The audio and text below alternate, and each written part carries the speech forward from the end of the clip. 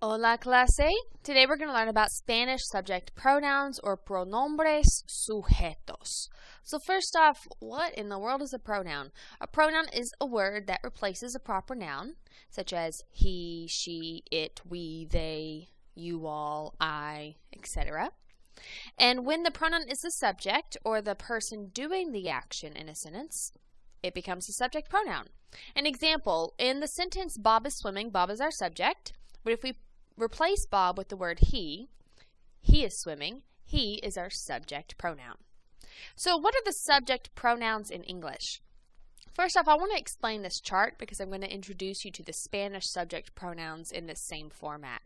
This chart talks about singular and plural at the top. You know, singular is just one person. Plural would be more than one person.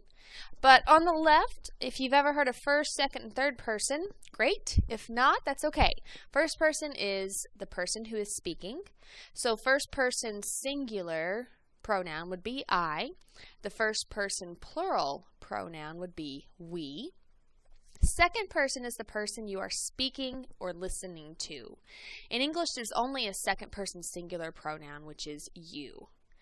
And then the third person is the person you are talking about. In English, the third person singular pronouns are he, she, and it, and the third person plural pronoun is they. So let's take a look at the Spanish subject pronouns. You will notice there are a couple changes or differences between English and Spanish. For example, the word we has two options, as well as the word they has two options. I will explain these in much more detail in our future slides, but for now I'm just introducing you and we're going to practice pronouncing these subject pronouns correctly. So in English, I, which is our first person singular pronoun, is yo in Spanish. Repitan, yo. Now keep in mind, when we learned our alphabet, we learned that in some cultures there are accents that don't make the y sound. They pronounce the y as a j. So if you ever hear jo, just know that it's still yo. It's still the word I. Yo, jo, same thing. That leads us to we. Again, in the future, I will talk to you about why there are two options. But for now, just repeat this one after me. Nosotros. And then we also have nosotras. Repitan. Nosotras. Let's go to our second person. The word you in Spanish is tú. Repitan. Tú. And then over in this section here, I've kind of vaguely put the word you, plural familiar, which is vosotros. I'm going to explain what this means, but this is kind of washed out for a reason. The word vosotros, which means you, plural, it's kind of like saying you all or y'all if you're talking directly to a group of people. The word vosotros, though, is only used in Spain. So it's only used in 1 out of the 21 Spanish-speaking countries. And so we're not going to practice with it. You don't have to know this verb, word, you don't have to test it, you don't have to use it. I just want you to know what it is, so if you ever see the word vosotros or vosotras, you can go, oh yeah, that's only used in Spain and it means y'all, okay. But we're never going to practice it in class. Since we're closer to Mexico, that's our closest Spanish-speaking country to Arkansas, we kind of focus more on the vocab and grammar that we use in Mexico. And they don't use vosotros. So we're not going to either. So next, let's go to third person. The word he is él. Repitan, él. She is ella. Remember that double L, the ella, makes a y sound. Again, it might make a j sound, so you might hear ella or ella. Either way, I say ella because that's what we pronounce mostly in Mexico. So repitan, ella. And then here's a funky one, you formal. I will explain completely what this means in the next few slides, but for now let's just practice saying it. Usted. Repitan, usted. Good. Now let's go to our third person plural. The word they, again, there's two options, ellos and ellas. So repeat the first one after me, ellos. And repitan, ellas. Now, the way that we're going to say you plural, or you all, or y'all, is ustedes. That's what every Spanish-speaking country in the world uses. So instead of vosotros, we use ustedes. Repitan, ustedes. Great. So now let's dive a little deeper into these. I'm going to go over what each of them mean. So our word yo means I, and it's used the same way as in English. An example is yo soy señora Westerman. I am Mrs. Westerman. Note though, it is not capitalized unless it's at the start of a sentence, like in mi amigo y yo, my friend and I. That's different. In English, we capitalize I no matter what. In Spanish, the yo is treated like any regular word. You only capitalize it at the beginning of a sentence. So next, let's talk about the word tú. Tú means you, and so does, I'm going to kind of jump back and forth between slides for a second.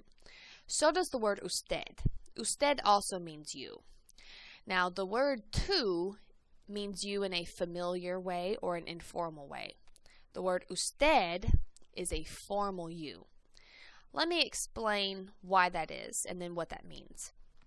First off, Hispanic culture really makes respect between people important. They really value showing respect to people that deserve respect, like your elders or authority figures. And having two words that mean you is the way that they do this.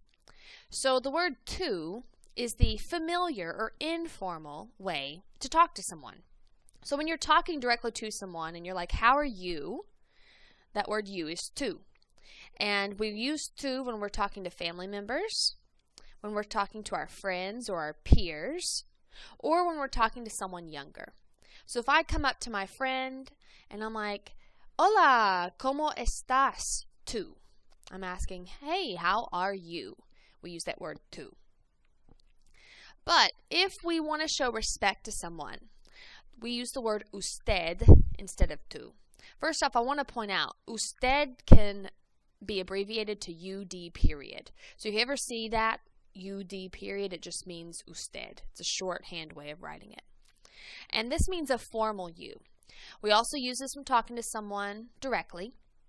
But if you're talking to an elder, someone older than you, or if you're talking to a stranger, or even just an acquaintance, someone that you're not real familiar with yet, if you're talking to an authority figure like a policeman or a doctor or a principal, or anyone that you would address by title. Like in English, we might say, hello, Mrs. Smith. In Spanish, if you want to call someone like Señora Rodriguez, that's her title. So if you want to show anyone respect, you call them usted. So in the last slide, I said I would say, ¿Cómo estás tú? To my friend to say, how are you? If I'm talking to someone older than me, for example, I wouldn't use tú, I would use usted. So I would say, ¿Cómo está usted? To ask, how are you?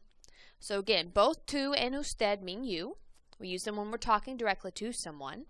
But tú is more familiar, and usted is the formal version that we use to show respect to people. If you have any more questions about that, email me. If it's confusing, I can send you some links to some more explanations that might help. So let's move on to third person. The word él means he. It's used when talking about somebody. So if I want to, just like in English, if I want to say he is so smart, we would use él. It's used the same way as the English counterpart. Like if we say Jorge es mexicano, él es de Guadalajara, that means Jorge is Mexican, he is from Guadalajara. However, don't forget the accent mark. The accent over the E is so important because if you leave the accent out, the word él with no accent means the, which is totally different. So él with the accent is he, él without the accent is the. Next up, let's talk about the word she or ella. Again, this is used when talking about a girl or a woman, like she is so tall. And it's used just like it is in English. Like if I say Rosa es mexicana, ella es de Acapulco, that means Rosa is Mexican, she is from Acapulco.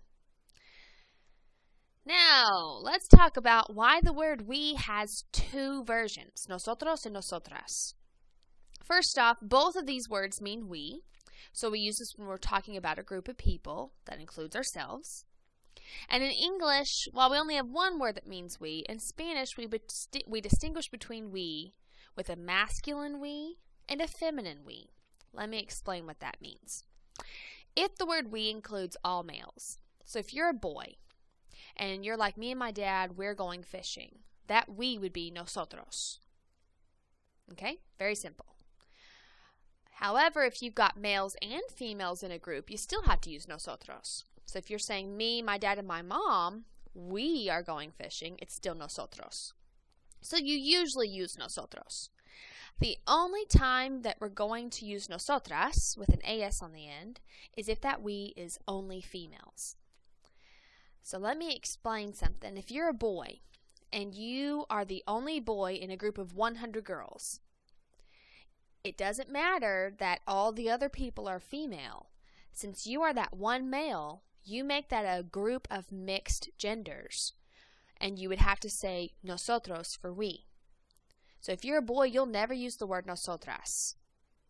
Only if you're a girl, and the we includes girls only, like if I want to say me and my mom, we're going fishing, I would use nosotras. So this is used just like it is in English. If I want to say Jorge and I, we are Mexican, and then I want to say we are from Guadalajara, I'd use Jorge y yo somos mexicanos, nosotros somos de Guadalajara. And it doesn't matter if I'm a boy or a girl. Since Jorge's a boy, we have to use nosotros. Even one boy makes us use that masculine version. Now, since I'm a girl and I'm saying Martha and I, we are friends also, I would use nosotras somos amigas también. Got it? Good. Okay, next up. The word they also has two options. The same rules apply here. Both ellos means they and ellas means they. We use this when we're talking about a group of people, when we are not included. If we want to say they are so tall. Now the ellos version is when we're talking about all boys, or if we're talking about both male and female in a group. So if I wanted to say my brothers are smart, they are smart, we would use ellos. Or if I wanted to say both my parents, my mom and my dad, they are smart, I would use ellos. The only time we use ellas with the AS on the end is if we're talking about girls only. So if I want to say my sisters are smart, they are smart, I would use ellas. Just like the nosotros and nosotras. And as always, this is used in the same way as the English counterpart. If I want to say Jorge and Pepe are Mexican, they are from Guadalajara, I would use Jorge y Pepe. Pepe son mexicanos, ellos son de Guadalajara. And if I want to say Martha and Anna, they are friends also. Since they're girls, we would use ellas. Okay, the last part is our ustedes.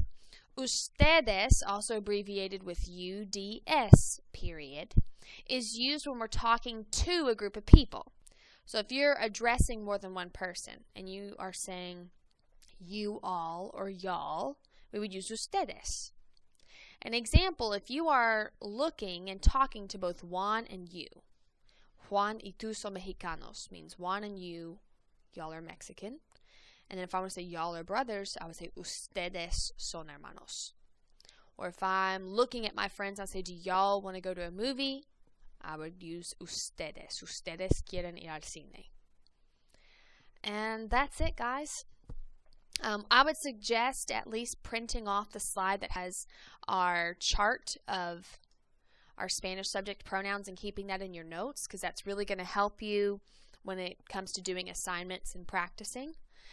If you don't have a printer available, I would copy this down in your notes as well. If you have any questions about anything we've gone over today, please email me. And as always, thank you so much for watching.